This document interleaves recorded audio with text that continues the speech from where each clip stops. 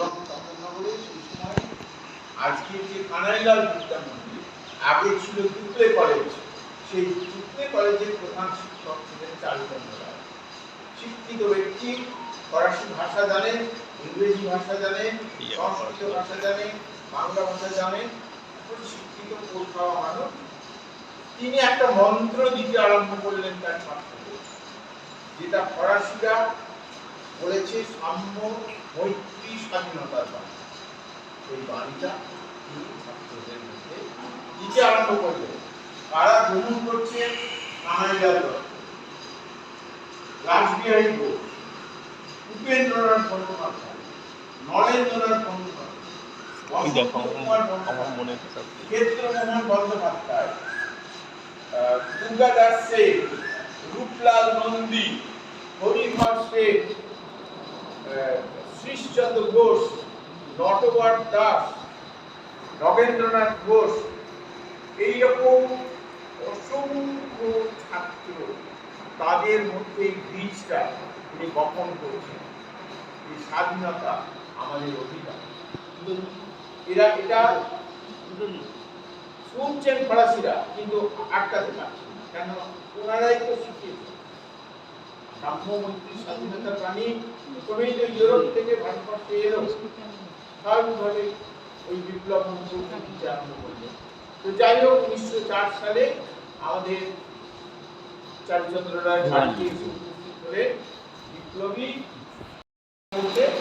অরবিন্দ ঘোষ, তিনি আপনার কাছে পাঠিয়েছেন এখানে একটা বিপ্লবী দলের আপনার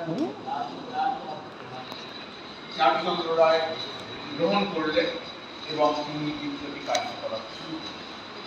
প্রথম দিকে বেশ কিছু মানুষ জড়ো হয়েছিল, পরে ভয় পেয়ে তারা আস্তে আস্তে চলে গেল। টাকা পয়সা দিতে রাজি, কিন্তু প্রত্যক্ষভাবে আসবে। তো সেই সময় অনেকেই তাকে বললেন যে মাস্টার, আপনি মতিবাবুকে বলছেন না, মতিবাবুর পিছনে অসংখ্য ছেলে, তাদের নিয়ে আপনি কাজ করুন। আমাদের সঙ্গে মতিলাল রায় ভারতের স্বাধীনতা আন্দোলনে যুক্ত হল। একেবারে সামনে এলো 1905 সাল। 1905 সালটা সবাই জানেন, বঙ্গভঙ্গ, আগুন জ্বলে উঠল। রবীন্দ্রনাথ, দেশবন্ধু চিত্তরঞ্জন দাস, আচার্য প্রফুল্লচন্দ্র রায়, শ্যামাপ্রসাদ মুখোপাধ্যায়, সরলা দেবী চৌধুরী রানী, ইন্দিরা দেবী চৌধুরী রানী, কুসুম কুমারী, অগরকামিনী রায়, কামিনী রায়, তরু দত্ত, কাদম্বরী, সুফিয়া কামাল, রোকেয়া বেগম, অসংখ্য মা, বোন, দিদি ঝাঁপিয়ে চলে নেমে পড়ল। চন্দননগরের বহু রকমই সেই সময় নেমে পড়ল। শুরু হয়ে গেল বঙ্গভঙ্গ। সেই সময় থেকে আমাদের সম্মানিত মতিলাল রায় তিনি দেশের কাজে এবং আর কি করলেন, একটা অন্য লাইন নেওয়া, সেটা হচ্ছে মাথার উপর অরবিন্দ ঘোষ, আর তার তিনটে দিক, তার তলায় হচ্ছে চারুচন্দ্র রায়, তার মধ্যে একটা হচ্ছে মতিলাল রায় আর একটা হচ্ছে বসন্ত কুমার। এদের মিলে কাজ শুরু। এই জায়গাটা ভৌগোলিকভাবে এবং রাজনৈতিকভাবে খুব গুরুত্বপূর্ণ, এই কারণে এটা ছিল ফরাসি অধ্যুষিত, ফরাসি শাসিত একটা জায়গা। চট্টগ্রামের ব্রিটিশ কমিশনের দিকে থাকে। আর এই জায়গাটার পাশেই গঙ্গা, গঙ্গা পেরোলেই সাউথ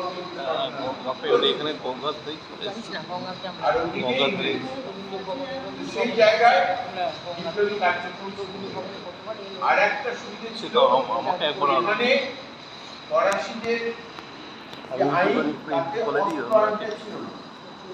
আজকে আপনার কাছে যদি কোনো রিভলভার থাকে, কোনো বন্দুক থাকে, তাহলে আপনার কাছে একটা বৈধ লাইসেন্স রাখতে হবে এবং লোকাল থানায় আপনাকে জানাতে হবে যে আপনার কাছে একটা বন্দুক আছে। তখন সেটা ছিল। তার ফলে এখানে খুব সহজেই অস্ত্র শস্ত্র সঞ্চয়। এখানে একজন মতিলাল রায়ের বন্ধু ছিলেন কিশোরী মোহন সাহু। ঠাকুর পরিবার একটা বড় হলো, তারা অস্ত্র ব্যবসা করে। পেটি পেটি মানে নতুন রিভলভার, বন্দুক, গুলি জাহাজে করে ফ্রান্স থেকে এখানে আসে। এবং সেই অস্ত্র চট্টগ্রাম থেকে, ঢাকা থেকে, রাজশাহী থেকে, কুমিল্লা থেকে, বিভিন্ন জায়গায় বিভিন্ন আছে। এখান থেকে পাঞ্জাব, গুজরাট, মহারাষ্ট্র, উত্তরপ্রদেশ, বিহার, আসাম, অখণ্ড বাংলা, উড়িষ্যা, দাক্ষিণাত্যের সমস্ত জায়গা থেকে এই অস্ত্রগুলো চলে, যার জন্য এখানে ঠিক এই সময় আলিপুর বোমার মামলার কথা সবাই শুনেছে, কিন্তু আলিপুরে জেলে যে রাখা হয়েছিল আর আলিপুর কোর্টে, গোবিন্দা আছো একবার এসে তো, আলিপুর কোর্টে মামলাটা হয়েছিল বলে আলিপুর বোমকে আসলে কিন্তু মুরারিপুকুর রোড, মানিকতলা, বাগানবাড়িপুর বিপ্লবীরা আশ্রয় নিয়েছিলেন, সেখানে তাদের কাজ হচ্ছিল। একদিন রাত্রি, মধ্যরাত্রিতে চার্লস লেগার্ড সব চারিদিকে ঘেরাও করে সবাই, তার মধ্যে যেমন আমাদের চন্দননগরের সুসন্তান উপেন্দ্রনাথ বন্দ্যোপাধ্যায়, যিনি পরবর্তীকালে আন্দামানে চলে গেছিলেন বন্দী হয়ে, যেমন কানাইলাল দত্ত, যেমন আপনার বসন্ত কুমার বন্দ্যোপাধ্যায়, যেমন নরেন গোসাই, যেমন গোপীনাথ সাহা,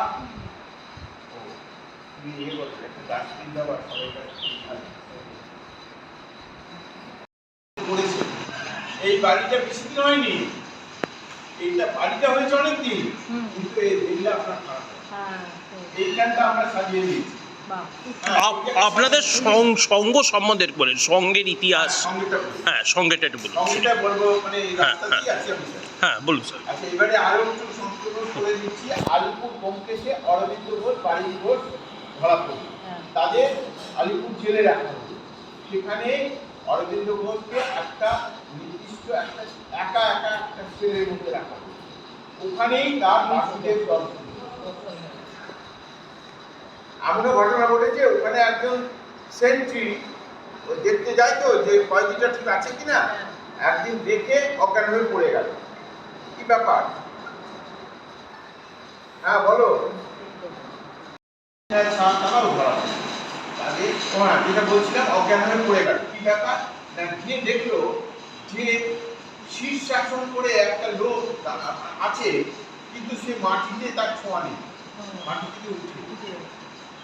এটা মানে ঐতিহাসিক কথা। যাই হোক, সেই শ্রী অরবিন্দের ওখানে দেখলো।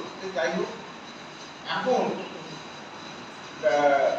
শ্রীরামপুরের জমিদার বাড়ির ছেলে নরেন গোসাই অত্যন্ত আদরের মানুষ হয়েছে, তাকে যেমন অত্যন্ত অত্যাচার করা হচ্ছিল স্বীকারোক্তি দেবার জন্য, সে অরবিন্দ ঘোষের বিরুদ্ধে প্রচুর পরিমাণ তথ্য সহ তার এজাহার দিতে লাগবে। কিন্তু একটা সুবিধা হচ্ছে, পুলিশের কাছে এজাহার দিলে হবে না, কোর্টের সামনে, জজের সামনে বলতে হবে। তো সেটা দেওয়ার পর যখন সবাই জানাজানি হয়ে গেল, তখন কানাইলাল দত্ত আর সত্যেন ঘোষ তারা আলিপুর জেলের মধ্যেই, এখান থেকে মানে মতিলাল রায় এবং বসন্ত কুমার বন্দ্যোপাধ্যায়, শ্রীশচন্দ্র ঘোষ, তিনজন বিপ্লবী দিয়ে কানাইলাল দত্তের হাতে দুটো রিভলভার পৌঁছে দেয় জেলের মধ্যে, এবং সেইটা নিয়ে সত্যেন ঘোষ এবং কানাইলাল দত্ত ওই নরেন গোসাইকে হত্যা করে। এবং সেই সময়ে অসাধারণ বাগ্মী এবং ব্যারিস্টার দেশবন্ধু চিত্তরঞ্জনের প্রচেষ্টায় অরবিন্দ ঘোষ বেরিয়ে বেকসুর খালাস। সেই সময় তিনি বন্দে মাতরম পত্রিকায় লিখছেন, কর্মযোগী পত্রিকায় লিখছেন, সমতা পত্রিকায় লিখছেন, আপনার ধর্ম পত্রিকায় লিখছেন, হিন্দু পত্রিকায় লিখছেন, যুগান্তরে লিখছেন, নারায়ণ পত্রিকায় লিখছেন, হিতবাদী পত্রিকায় লিখছেন, আমাদের প্রবর্তকে স্ট্যান্ডার্ড বিয়ারে লিখছেন, প্রবর্ত পত্রিকায় লিখছেন, নবসংহতে লিখছেন, লিখছেন। একটা লেখা এত ধারালো লেখা, সেটা কর্মযোগী পত্রিকা প্রকাশিত হয়েছিল, টু মাই কান্ট্রিমেন, এ আমার দেশবাসী। এমন জ্বালাময়ী লিখল, ব্রিটিশ প্রশাসন বললেন না, একে আবার ধরো। ওয়ারেন্ট বেরিয়ে গেল, আমি সংকেত করছি, স্যার বলে দিয়েছে সংকেত করছি, তো ওনাকে আবার অ্যারেস্ট করার ব্যবস্থা। তখন 1910 সালে 20শে ফেব্রুয়ারি আহিরিটোলা ঘাট থেকে বিকেল বেলা দুজন অনুগামী নিয়ে তিনি চন্দ্রনগরে চলে এসেছেন। এবং চন্দ্রনগরের রানীঘাট বলে একটা জায়গা আছে, সেখানে ছিলেন। ওখান থেকে মতিলাল রায়, এই যে আমি দেখালাম আপনাদের গঙ্গার ধারটা, তারপরে উনি দীর্ঘদিন ছিলেন। একটা যোগ দিয়ে যান, যেটা প্রবর্তক সংঘের প্রতিষ্ঠার মূল কথা, সেটা হচ্ছে একটা যোগ দিয়ে যান, যেমন কর্মযোগ, ভক্তি যোগ, সেরকম আত্মসমর্পণ যোগ। এটা আত্মসমর্পণ যোগটা হচ্ছে টোটাল সারেন্ডার উইদাউট রিজার্ভেশন। এই রিজার্ভেশনটাই ব্যাখ্যা করে সহজ করে দিয়েছেন বিশ্বকবি রবীন্দ্রনাথ ঠাকুর তার কৃপণ কবিতা। কৃপণ কবিতাটা সবাই জানেন, সেটা হচ্ছে একজন ভিক্ষু, তিনি রোজ ভাবেন আমার একদিন দুঃখের দিন শেষ হবে, ভগবান দেখা দেবেন, সেদিন তার কাছে সব চেয়ে ভিক্ষা করতে করতে যান আর ফিরে আসেন। একদিন ঈশ্বর এসে তার সামনে দাঁড়ালেন, ঈশ্বরের কাছে উনি চাইবার আগে ঈশ্বর তার কাছে চাইলেন, বলে আমাকে ভিক্ষা দাও। তখন ঈশ্বরকে উনি বিমোহিত হয়ে তার ঝোলা থেকে দুটো চালের কণা নিয়েছেন, বাড়িতে এসে দেখেন দুটো সোনার কণা। তখন তিনি খুবই ক্রন্দিত ভাবে বলেছিলেন, আমি কেন দিলেন না মোর সকলের যাবে। এই যে if I had had the heart to be my Lord, আমি কেন দিলেন না মোর সকলের। এই কথাটা, এই বক্তব্যটা হচ্ছে আমাদের মূল মন্ত্র, প্রবর্তক সংঘের মূল মন্ত্র হচ্ছে আত্মসমর্পণ। এইটা নিয়ে প্রতিষ্ঠা।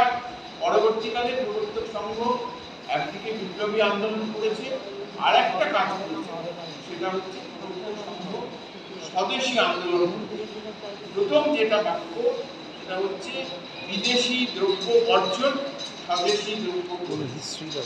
সেই কারণে প্রথম হচ্ছে বস্ত্র, প্রবর্তক ধুতি, প্রবর্তক শাড়ি, প্রবর্তক গামছা, প্রবর্তক চাদর সারা বাংলায় আমাদের সংস্কৃতি মতিলাল রায় তাঁতিদের উজ্জীবিত করে। তারপর স্বদেশী বিদ্যালয়, স্বদেশী কলেজ, স্বদেশী ব্যাংক, স্বদেশী জিপিং, স্বদেশী প্রেস, স্বদেশী ফার্নিচার, স্বদেশী ইন্স্যুরেন্স, স্বদেশী পাবলিকেশন, স্বদেশী নিউজ পেপার। এমন কোনো প্রতিষ্ঠান নেই স্বদেশী প্রকরণে প্রবর্তক সংঘ তৈরি করতে পেরেছে। সেই কাজটা দীর্ঘদিন করেছে। তার সঙ্গে সঙ্গে মানব সেবা, অর্থাৎ যেখানে দরিদ্র, অসহায়, আশ্রয়হীন, বিশেষ করে শিশু যারা আছে, তাদের এখানে থাকবে, এখানে খাবে, পড়াশোনা করবে এবং তাদের নিজের ক্ষেত্রে এই জাতি গঠনের কাজটা তিনি শুরু করেছিলেন প্রথম থেকে। আজকেও আমরা এখন এইগুলোই আছে, খালি ব্যাংকটা জাতীয়করণ হয়ে গেছে। আমাদের জুট মিলটা হচ্ছে কামারহাটিতে, ওটা হাত বদল হয়ে গেছে।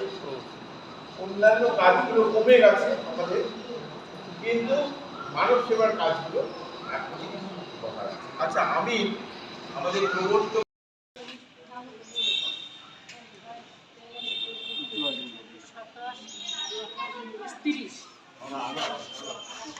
আচ্ছা, সবাই হাত জোড় করো, সবাই একসঙ্গে শুরু করবে। শুরু করো। সবাই আসো, সবাই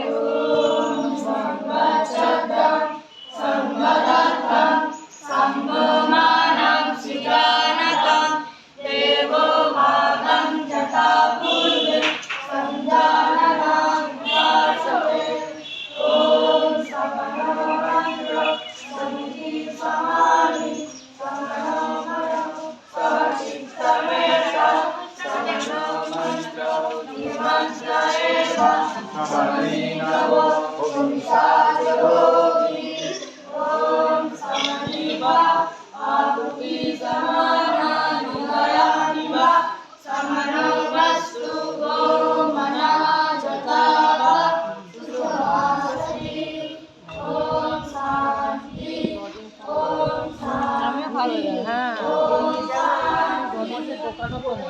আচ্ছা কানাইলাল দত্ত রিভলভার প্র্যাকটিস করছে। যেহেতু বাঘা যতীন এখানে এসেছেন, যেহেতু রাসবিহারী ঘোষ এখানে বোমা তৈরির মশলা জোগাড় করতেন, যেহেতু মনীন্দ্রনাথ নায়েক এখানে বোমা তৈরি করতেন, সেই জন্য এখানে একটা আমাদের প্রাসঙ্গিক একটা গান, সেই গানটা ওরা গিয়ে শোনাবে। সবাই আসুন, আসুন রেডি সোপানতলে কত প্রাণ হলো বলিদান, আছে অশ্রু জলে মুক্তির মন্দির সোপানতলে কত প্রাণ হলো বলিদান, লেখা আছে অশ্রু জলে।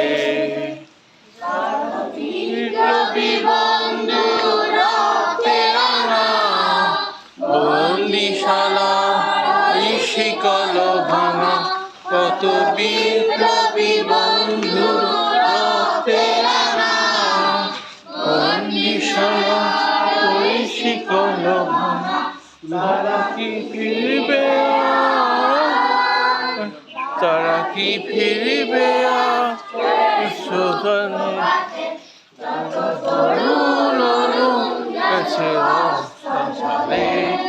মুক্তির মন্দির সোপানতলে কত প্রাণ হলো বলিদান, লেখা আছে অশ্রু জলে। প্রিয়গত তারা এখনো জানে প্রিয় জন্মভূমি স্বদেশপতির মহাদীক্ষারবি, মৃত্যুঞ্জয়ীতে চরণ চুমি শহীদ বুকে জাগালো আশা,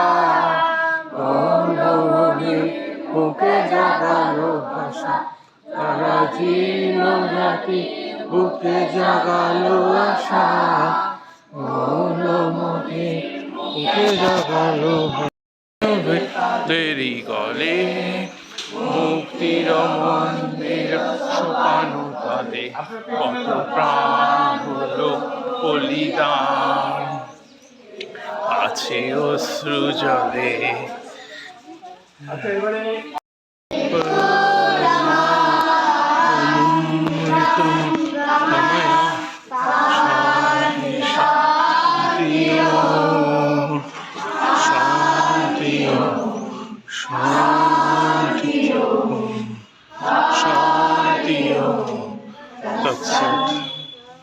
খুব ভালো হচ্ছে। আচ্ছা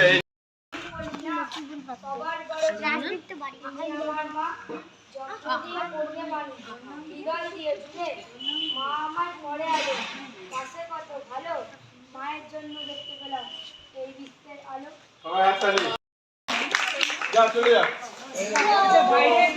বাহ, খুব ভালো লাগলো। তোমার নাম কি? তোমার নাম? হ্যাঁ, আচ্ছা, কোন ক্লাসে পড়ো? বাহ, খুব ভালো। তোমার বিষ্ণু তাঁতি, কোন ক্লাসে পড়ো? ক্লাস 9, কোন সাবজেক্ট ভালো লাগে? সংস্কৃত, সংস্কৃত। আচ্ছা, তুমি কোন ক্লাসে পড়ো?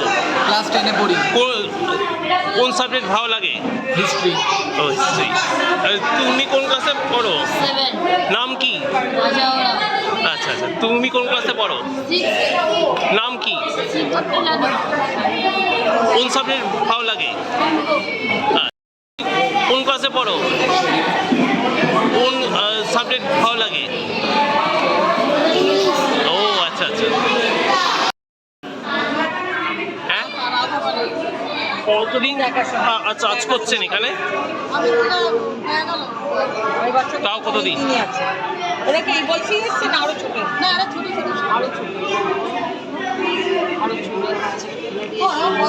কি কি কাজ করেন এখানে? রান্না করে রান্না বাড়ি কি কি রান্না করতে হয়? মাছ টাছ যায় দিয়ে রোজ যায়, হ্যাঁ। প্রতিদিন মাছ পায়। তাও প্রতিদিন মাছ দেয় না, মিষ্টি হয়, মাছ হয়। সেরাম হয় সেরাম হয়। ডিমটাকে আমি একদিনও করিনি, মাছই আছে, দেখতে আর স্কুল কোন দিন বন্ধ থাকে? ও প্রতিদিন খোলা? বাবা বেশ। রাত্রিবেলা রুটি যায় না